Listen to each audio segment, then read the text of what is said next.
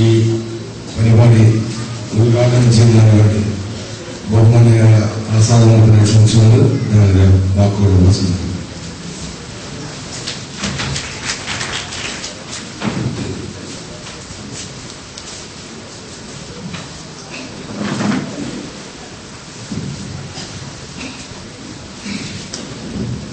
ബഹുമാന്യനായ അധ്യക്ഷൻ ശ്രീ അഹമ്മദ് ജന, സ്വാഗത പ്രസംഗം ഓതിയ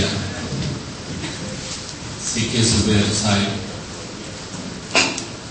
ഇന്ന് കീനോട്ട് അഡ്രസ് നടത്തുന്ന ശ്രീ ഭഗത് ചന്ദ്രശേഖർ, ജനാബ് Moosa master, secretary Aris C P, സ്റ്റേജിലും വേദിയിലും ഉപവിഷ്ടരായിരിക്കുന്ന വിശിഷ്ട വ്യക്തിത്വങ്ങളെ, സുഹൃത്തുക്കൾ, ആദ്യമായി ഇന്ന് ഈ ഒരു പരിപാടിക്ക് എന്നെ ക്ഷണിച്ചതിന് വാണിമേൽക്കാരോടും സീഡ്സിന്റെ ഭാരവാഹികളോടുമുള്ള എന്റെ നന്ദി അറിയിച്ചുകൊള്ളട്ടെ. വാണിമേൽ എന്ന് ഇവിടെ സ്വാഗത പ്രസംഗകൻ പറഞ്ഞതുപോലെ കോളേജ് വിദ്യാഭ്യാസ കാലം മുതൽ ഞാൻ പിന്നിട്ട വഴികളിലൊക്കെ മുഴങ്ങിക്കൊണ്ടിരുന്ന ഒരു ശബ്ദമാണ്, ഒരു പേരാണ്. വ്യക്തികളിലൂടെ വാണിമേലിനെ എനിക്കറിയാമെങ്കിലും ഈ മണ്ണിൽ എത്താൻ പറ്റുന്നത് ആദ്യമായാണ്. ഇതിന്റെ ചുറ്റുഭാഗത്തുമുള്ള സ്ഥലങ്ങളിലൊക്കെ ഞാൻ വന്നിട്ടുണ്ട്. ഞാനിതൊരു വലിയ ഭാഗ്യമായി കാണുന്നു. ഇത് സാധാരണ പ്രസംഗങ്ങളിൽ പറയുന്ന ഭാഗ്യമല്ല. കാരണം ഞാൻ അത് പറയുമ്പോൾ അതിന്റെ പിന്നിലൊരു സത്യമുണ്ട്. വാണിമേൽ ഒരു എക്സെപ്ഷനാണ്.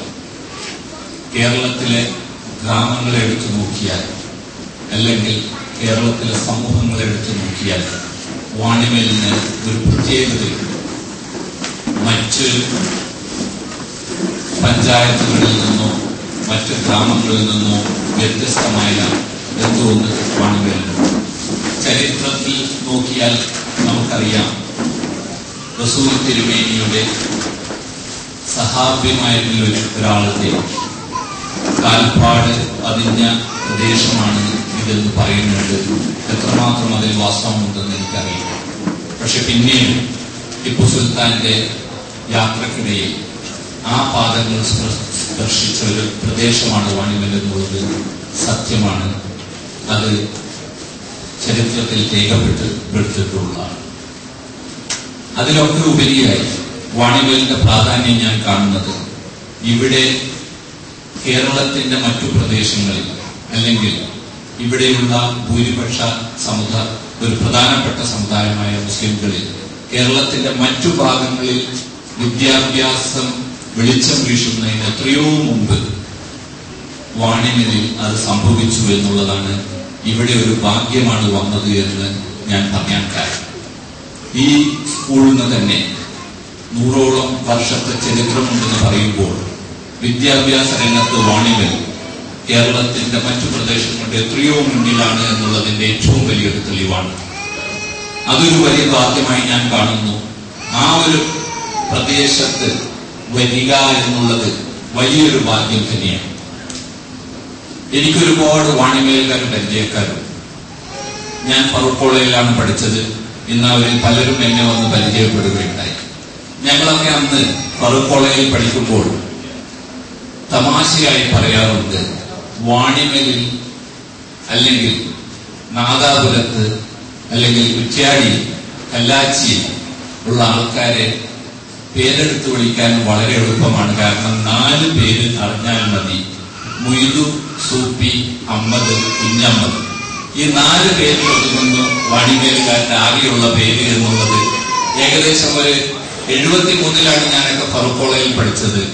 ഒരു 40 വർഷം മുമ്പ് ഞങ്ങളൊക്കെ അന്ന് ഫറൂഖ് കോളേജിൽ വളരെ തമാശയായിട്ട് പറയാറുണ്ട്, അപ്പൊ ഒരു വ്യത്യാസം ഞാൻ കാണുന്നത്, ഞാൻ ഇന്നിപ്പോ ഇവിടെയുള്ള ഈ പേര് വിളിച്ചപ്പോൾ ഈ നോട്ടീസ് കണ്ടപ്പോ ഒക്കെ നോക്കുമ്പോൾ ഈ പഴയ തലമുറയിൽപ്പെട്ട ഇവിടെ ഇരിക്കുന്ന ആൾക്കാർ, ഇതിൽ തന്നെ വയസ്സായ ആൾക്കാരുണ്ട്, വയസ്സായെങ്കിലും വയസ്സായെന്ന് അറിയിക്കാതെ എന്നെ പോലെ പല മേക്കപ്പ് ഒക്കെ ആയിട്ട് നടക്കുന്ന ആൾക്കാരുണ്ട്, ചെറുപ്പക്കാരുണ്ട്. അപ്പൊ ഈ ആൾക്കാരിൽ ഈ പുതിയ തലമുറയുള്ള ആൾക്കാരുടെ പേരൊക്കെ മാറി.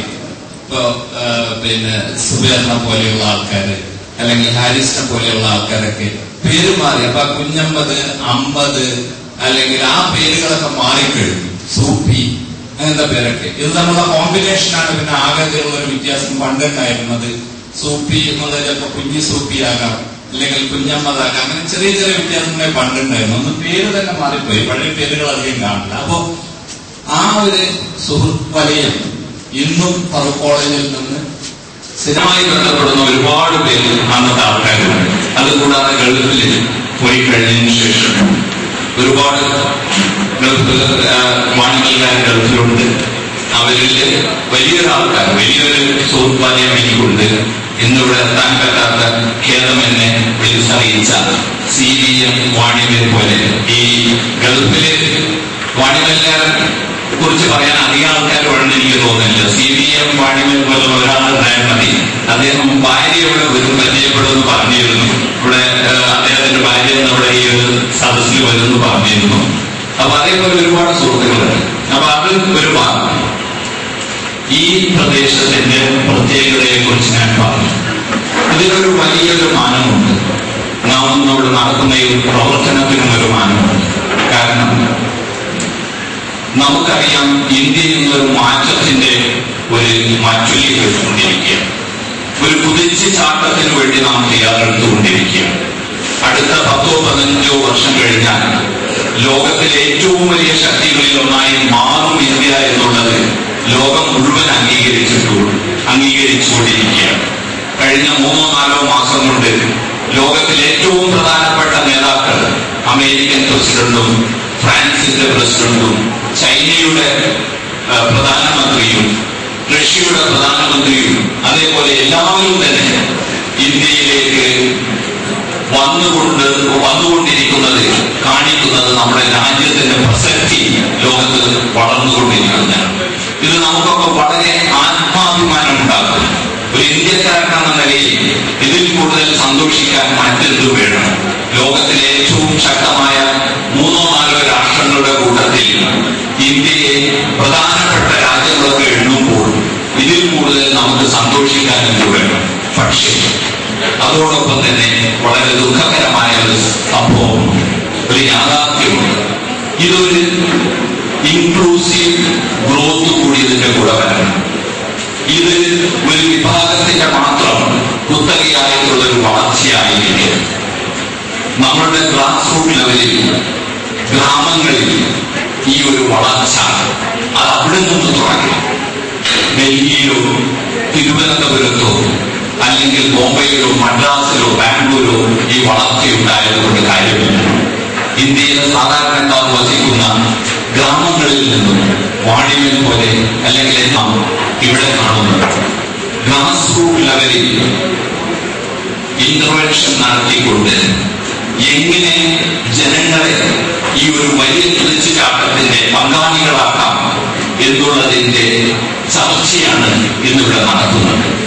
ഇതിൽ എനിക്ക് വളരെ സന്തോഷമുണ്ട്. കാരണം ഇതൊരു വലിയ ഒരു കാര്യമാണ് ഇന്നിവിടെ സീഡ്സ് ചെയ്യുന്നത്. നമുക്കറിയാം, ഒരുപാട് റിസോഴ്സസ് നമുക്കുണ്ട്. ഇന്ത്യ, കേരളം അല്ലെങ്കിൽ ഇന്ത്യയുടെ മറ്റു സംസ്ഥാനങ്ങൾ വളരെ ധന്യമാണ്.